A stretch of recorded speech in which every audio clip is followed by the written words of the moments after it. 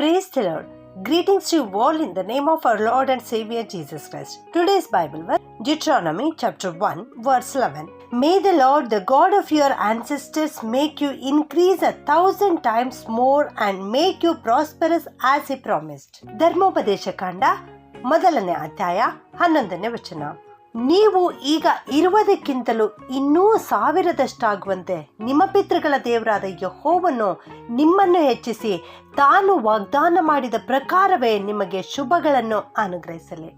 ಇಲ್ಲಿ ದೇವರ ವಾಕ್ಯದಲ್ಲಿ ಮೋಶೆಯು ಬರೆಯುತ್ತಾ ಇದ್ದಾನೆ, ಇಸ್ರಾಯೇಲರಿಗೆ ಆಶೀರ್ವಾದವನ್ನು ಮಾಡ್ತಾ ಇದ್ದಾನೆ.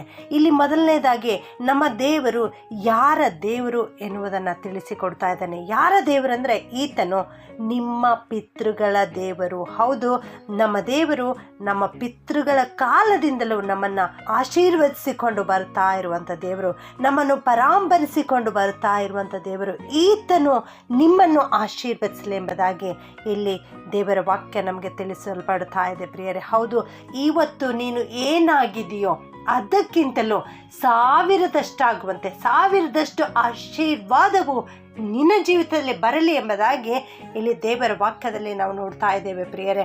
ಹೌದು, ದೇವರು ನನ್ನನ್ನು ನಿನ್ನನ್ನು ಕೂಡ ಈ ರೀತಿ ಆಶೀರ್ವಾದ ಮಾಡಲಿಕ್ಕಿದ್ದಾರೆ. 1000ದಷ್ಟು ಆಶೀರ್ವಾದ ದೇವರು ನಮ್ಮ ಜೀವಿತದಲ್ಲಿ ಮಾಡಲಿಕ್ಕಿದ್ದಾರೆ ಪ್ರಿಯರೇ.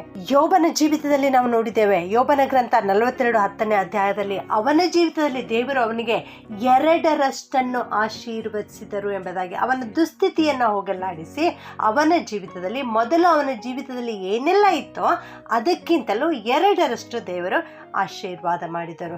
ಹಾಗೆಯೇ ಇಸಾಕನ ಬಗ್ಗೆ ನಾವು ನೋಡುತ್ತೇವೆ. ಆದಿಕಾಂಡ 22:12ರಲ್ಲಿ ಇಸಾಕನ ಜೀವಿತದಲ್ಲಿ 100ಕ್ಕೆ 100ರಷ್ಟು ಆಶೀರ್ವಾದವನ್ನು ಅವನು ಪಡೆದುಕೊಂಡನು ಎಂಬುದಾಗಿ. ಹೌದು, ನಮ್ಮ ದೇವರು ಆಶೀರ್ವದಿಸುವಂಥ ದೇವರು, ನಮ್ಮ ದೇವರು ಉದಾರವಾಗಿ ಕೊಡುವಂಥ ದೇವರು, ನಮ್ಮ ದೇವರು ಪಿತೃಗಳ ದೇವರು. ನನ್ನ ಪ್ರಿಯ ದೇವಜನರೇ, ನೀವು ಇವತ್ತು ಕಷ್ಟ ಸಂಕಟಗಳ ಹಾದಿಯಲ್ಲಿ ನಡೆಯುತ್ತಾ ಇರುವುದಾದರೆ ಹಾಗೆಯೇ ನಡೆಯಲಿಕ್ಕೆ ದೇವರು ಬಿಡುವರ? ಇಲ್ಲ ನನ್ನ ಪ್ರಿಯ ದೇವಜನರೇ, ಖಂಡಿತವಾಗಿಯೂ ಇಲ್ಲ. ದೇವರು ನಿಮ್ಮನ್ನು ಆಶೀರ್ವದಿಸುತ್ತಾರೆ. 2ರಷ್ಟು ಆಶೀರ್ವದಿಸುತ್ತಾರೆ, 100ರಷ್ಟು ಆಶೀರ್ವದಿಸ್ತಾರೆ. ಮತ್ತು ಇಂದಿನ ಈ ವಾಗ್ದಾನದ ಪ್ರಕಾರ ದೇವರು ನಿಮಗೆ 1000ದಷ್ಟು ಆಶೀರ್ವಾದ ಮಾಡುತ್ತಾರೆ. ನಮ್ಮ ದೇವರು ವಾಗ್ದಾನವನ್ನು ಕೊಟ್ಟು ನೆರವೇರಿಸುವಂಥ ದೇವರು. ಆದುದರಿಂದ ದೇವರ ಬಳಿ ಬಂದು ನೀವು ಪ್ರಾರ್ಥನೆ ಮಾಡಿರಿ, ನಂಬಿಕೆಯಿಂದ ಪ್ರಾರ್ಥನೆ ಮಾಡಿರಿ, ಈ ವಾಗ್ದಾನವನ್ನು ಗಟ್ಟಿಯಾಗಿ ಹಿಡಿದುಕೊಂಡು ಪ್ರಾರ್ಥನೆ ಮಾಡಿರಿ. ಆಗ ದೇವರು ಖಂಡಿತವಾಗಿಯೂ ನಿಮ್ಮ ಜೀವಿತದಲ್ಲಿಯೂ ಆಶೀರ್ವಾದ ಮಾಡುತ್ತಾರೆ. ಲೌಕಿಕ ಆಶೀರ್ವಾದ, ಆತ್ಮಿಕ ಆಶೀರ್ವಾದಗಳನ್ನು ಕೊಟ್ಟು ದೇವರು ನಿಮ್ಮನ್ನು ಆಶೀರ್ವದಿಸುತ್ತಾರೆ. ನಂಬಿಕೆಯಲ್ಲಿ ಹೆಚ್ಚಿಸುತ್ತಾರೆ, ಪ್ರೀತಿಯಲ್ಲಿ ಹೆಚ್ಚಿಸುತ್ತಾರೆ.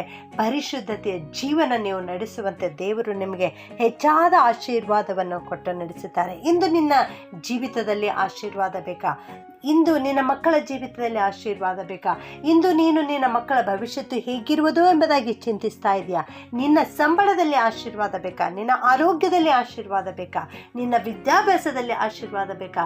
ಎಲ್ಲ ಕ್ಷೇತ್ರಗಳಲ್ಲಿ ನಿನಗೆ ಯಾವ ಆಶೀರ್ವಾದ ಬೇಕಾಗಿದೆಯೋ ಅದನ್ನು ನೀನು ದೇವರ ಬಳಿ ಬಂದು ಕೇಳಿಕೋ.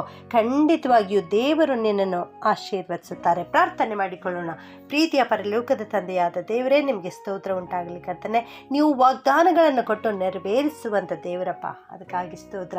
ನಮ್ಮ ಪಿತೃಗಳ ದೇವರೇ, ನಿನಗೆ ಸ್ತೋತ್ರ ಉಂಟಾಗಲಿ ಅಪ್ಪ.